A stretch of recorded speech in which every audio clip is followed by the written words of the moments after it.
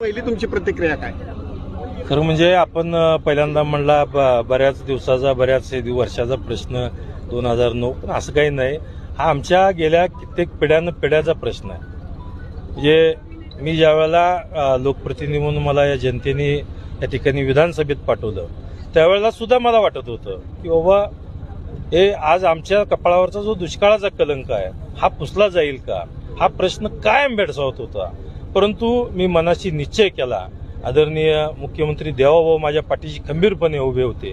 त्यामुळं या ठिकाणी जे मी विधानसभागृहामध्ये जी हाक दिली, देवाभाऊंना दिली, अख्ख्या सभागृहाला दिली की आम्ही दुष्काळात जरी जन्मलो असलो तरी आम्हाला दुष्काळात मरू देऊ नका, एवढी यातना या ठिकाणी त्या सभागृहात केल्यानंतर सभागृहात आदरणीय देवाभाऊंनी सुद्धा पॉझिटिव्ह उत्तर दिलं. आणि पॉझिटिव्ह उत्तर दिल्यानंतर याच्यामध्ये भयंकर अडचणी होत्या, भयंकर अडचणीचे डोंगर होते. पण अडचणीचे डोंगर आदरणीय देवाभाऊ साथ असल्यामुळं, त्यांचा पाठीवर आशीर्वाद असल्यामुळं या सगळ्या अडचणी दूर केल्या. आणि अडचणी दूर करून त्या ठिकाणी आपण बघताय 700 कोटीची ही आपल्या मंगळवेढा उपसा सिंचन योजना आज या ठिकाणी कार्यान्वित झालेली आहे. त्याच्या पहिल्या टप्प्याचं काम चालू होतंय. आता काही दिवसांना दुसऱ्या टप्प्याचं येईल आणि तिसऱ्या टप्प्याचं, असे 3 टप्प्याची ही योजना आहे.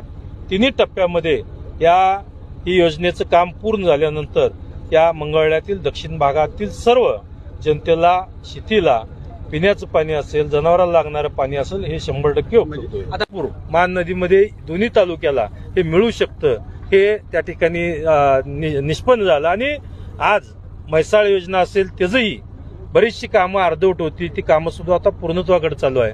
त्यात सुद्धा पाण्याचं योग्य नियोजन करून या तालुक्याला 100% सर्व जमिनीला इरिगेटेड करण्याकरता त्या ठिकाणी आमचा प्रयत्न आहे.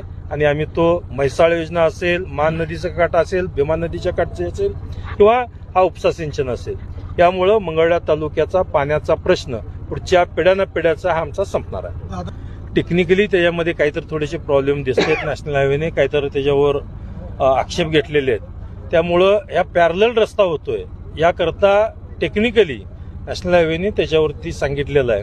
परंतु या ठिकाणी आदरणीय मुख्यमंत्री महोदयांशी येणाऱ्या आठवड्यात आम्ही वेळ घेतोय. आम्ही सर्व मोहोळचे आमदार राजाभाऊ खरे असतील, आमचे बाबासाहेब देशमुख साहेब असतील, प्रशांत मालक परिचारक साहेब असतील आणि मी, आम्ही सर्वजण, शाजी बापू आमच्याबरोबर येणारे सगळेजण मिळून मुख्यमंत्री महोदयांच्याकडे जाऊन या इथून शक्तीपीठ गेला पाहिजे ही मागणी आमची प्राधान्यानं असणार आहे.